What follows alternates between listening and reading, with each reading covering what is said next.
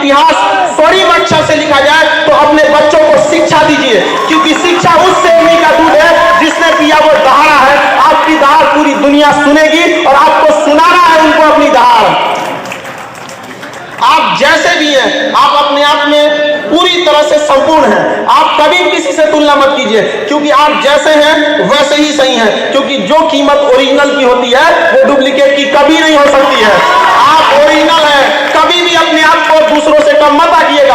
आप में अंदर वो सहने की क्षमता है जो हम लोगों में नहीं है, इसीलिए भगवान आपकी परीक्षा ले रहा है। रेस में एक जब घोड़े को उसका मालिक जो उस घोड़सवार के पीठ पर बैठा रहता है उसको बहुत मारता है, बहुत तकलीफ देता है। उस घोड़े को नहीं समझ में आता है कि हमें मार क्यों रहा है, लेकिन हकीकत में वो उस घोड़े को जिताना चाहता है। तो भगवान भी जब आपको तकलीफ देना तो समझ जाइएगा कि आपका मालिक आपको जिताना चाह रहा है। और हिम्मत नहीं हारिएगा, क्योंकि कभी कभी गुच्छे की आखिरी चाबी भी पूरा ताला खोल देती है। कभी हिम्मत नहीं हारना है आप सब लोगों को। आप लोगों अभी आप लोग की बातों को नहीं सुन रहा होगा, बहुत सारी समस्याओं को आप लोग सामना करते होंगे, उन सभी लोगों से कहिएगा अभी आप कांच हैं इसलिए चुभ रहे हैं, जिस दिन आईना बनेंगे पूरी दुनिया देखेगी आपको, और आप सब लोग का बनना है आईना। हमेशा हम लोग आपके साथ खड़े रहेंगे। अपने बच्चों को कभी भी पढ़ने से पीछे मत खींचिएगा। लोगों के अंदर एक भावना बैठ गई है कि दिव्यांग कुछ नहीं कर सकते हैं। अरे एक बार मौका तो देके देखो इनको। पैरा ओलंपिक में सबसे ज्यादा भारत के लिए मेडल किसने लाया? दिव्यांगों ने लाया। आप इसको करके दिखाएंगे, ये आपका अधिकार है, और इसे छीन लीजिए। दुनिया में अधिकार कभी मांगने से नहीं मिला है, इसे छीनना पड़ता है। चाहे आजादी हो या अधिकार, उसे छीनना पड़ेगा। आप इसे छीनिए, हम आपके साथ खड़े हैं यहाँ पर। आप सब लोग कभी भी निराश नहीं होइएगा। हमेशा इस ऐसे प्रोग्राम में ऐसे जगहों पे जाते रहेंगे, अपने बच्चों को भेजते रहेंगे। आने वाली पीढ़ियों के लिए आप मिसाल बनकर उभरिए, ताकि दुनिया देखे कि जिससे ऊपर वाले ने अन्याय किया उसने साबित कर दिया कि वो किसी से कम नहीं है। आप किसी से कम नहीं हैं, हमेशा इस चीज को याद रखिएगा। आप कभी भी किसी से कम नहीं हैं।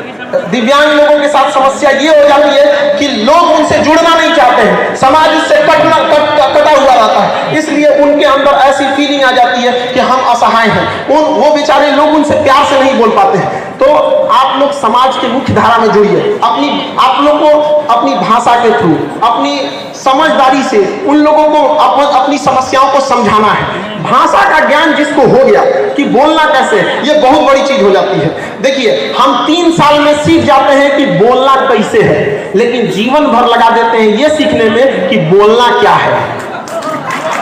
याद रखिएगा, आपके अंदर ये आनी चाहिए। बेचारा हमारे पास जो दिव्यांग आते हैं पढ़ने के लिए, मेरा क्लास 5 तल्ला पर चढ़ता है, और दिव्यांग लोग सीढ़ी लेकर उस 5 तल्ला पे चढ़ जाते हैं और हमसे पहले चढ़ जाते हैं।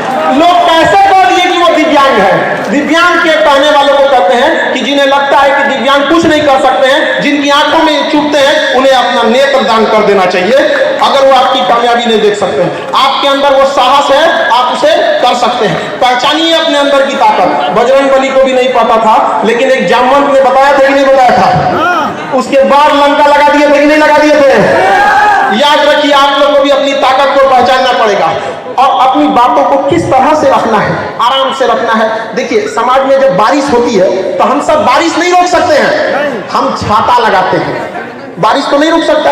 तो समाज अगर आप लोगों को स्वीकार नहीं कर रहा है तो अपनी बातों को सहजता से उन्हें पहुंचाइए कि हाँ, हमारे साथ अन्याय हुआ है, अगर आप भी हमारा साथ नहीं देंगे तो हम मोहताज नहीं हैं, पढ़ लिख कर हम छीन लेंगे रोटी कपड़ा मकान, लेकिन हमको शिक्षा हर हाल में चाहिए, और शिक्षा से कभी वंचित नहीं रहिएगा आप लोग। हाँ, थोड़ा सा हम ये जरूर कहेंगे कि अपनी बातों को किस तरह से रखना है, इसको थोड़ा सा समझदारी से, कि कैसे प्रभावी ढंग से रखा जा सकता है। लफ्जों की हिफाजत, हमारी जुबान की हिफाजत अपने धन दौलत से ज्यादा करनी चाहिए, क्योंकि जीव ही एक ऐसी जगह है जहां पर अमृत और जहर दोनों रहता है। यही इसलिए इस व्यक्ति को हमेशा नियंत्रण रखना चाहिए। और शिक्षा में हर जगह पे, अपने जहां पे भी लोग जुटे हैं, गांव में भी, अगर समाज आपको एक मुख्य धारा में नहीं जुड़ रहा है, अपना ग्रुप बना के पढ़ाई कीजिए। हम लोग भी जब पढ़ते थे तो उतना पैसे नहीं थे हम लोग के पास, तो सैटरडे संडे के दिन जिनके पास किताबें रहती थी उनसे किताब लेके आते थे, और 4-5 दोस्त मिलके एक-एक चैप्टर को लिख देते थे। 2 दिन में वो किताब को अपने से एक एक चैप्टर कोई वो लिख दिया, कोई ये लिख दिया, लिख के कंप्लीट कर लेते थे। तो अभी आप लोग भी उस तरह से ग्रुप बना के पढ़िए, जहां कहीं पे भी हैं आप सब लोगों को पढ़ना है। कितने लोग ऐसे हैं जो कहते हैं अपने बाल बच्चों को हम पढ़ाएंगे, यहाँ पर सारे लड़कों को उठाना है। जो आपको पढ़ने से रोके उसको कहना है, जब खान सर नहीं रोकते हैं तो आप कहाँ के टीचर हैं जो आप रोक देंगे? आपका अधिकार है, आप उसको छीन लीजिए। यहाँ पर अंग्रेज भी हमें आजादी नहीं दे रहे थे सब, लेकिन क्या हम लोग मांगे? छीन लिए। वहां पर आपका भी अधिकार है, आप अपने अधिकार को छीन लीजिए यहाँ पर। और समाज के हिसाब से बहुत समाज की परवाह मत कीजिएगा। ये समाज ऐसा है कि जो गांव के छोटे डॉक्टर होते हैं उनको समाज झोला छाप कहता है। अरे इन समाज के लोगों को कहते हैं कि जिन्हें आप झोला छाप डॉक्टर कहते हैं ना, भारत के 80% मरीजों का इलाज वही करते हैं। ये अमीरों के लिए बने हैं जो बड़े बड़े अट्टालिकाओं में जो डॉक्टर बैठे रहते हैं। तो जब समाज उन लोगों को नहीं छोड़ा तो आपको क्या छोड़ेगा? लेकिन समाज की परवाह नहीं करना है। समाज क्या सोचेगी ये भी अगर हम ही लोग सोचने लगे तो फिर समाज क्या सोचेगा? है कि नहीं? तो सोचने दीजिए, तुम जो सोचना है तुम सोचते रहो, हमें जो करना है हम करके दिखाएंगे। देखिए, हमेशा जिंदगी एक रेस है। रेस चाहे घोड़े की हो, रेस चाहे गाड़ी की हो, चाहे रेस जिंदगी की हो, जीतेगा वही जो समय समय पर अपना गियर बदलते रहता है। तो गियर बदलते रहिएगा, जहां जरूरत 1 नंबर का 1 नंबर, अब प्रेम से ना मांगे तो टॉप गियर लगा कर राउंड देंगे।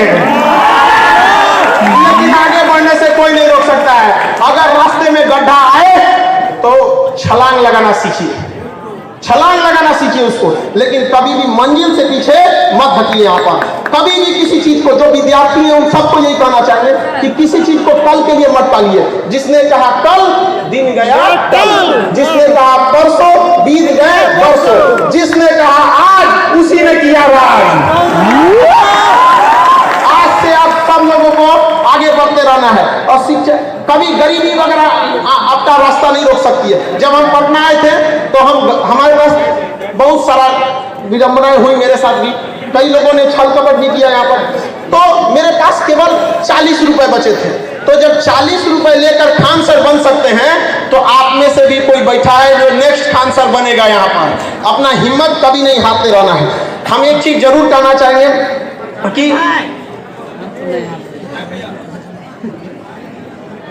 हम आप लोगों से एक पहली बार ये बात हम सबके सामने रखने जा रहे हैं। हमारी दिली इच्छा है, हमारी हार्दिक इच्छा है कि चंद्रमा पर पांव अगर किसी दिव्यांग का पड़े तो वह भारत से गया हो दिव्यांग। क्या यह मेरा सपना पूरा होगा कि नहीं होगा? बिल्कुल पूरा होगा। पूरी दुनिया देखेगी कि अगर चंद्रमा पर पहला दिव्यांग का पांव पड़ा तो कहां से गया था?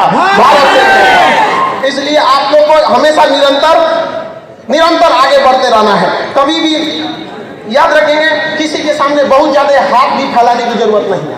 किसी को इतना भाव मत दो कि आपको रद्दी का भाव समझने लगे। आप में किसी चीज कमी है, अधिकार छीनना पड़ेगा।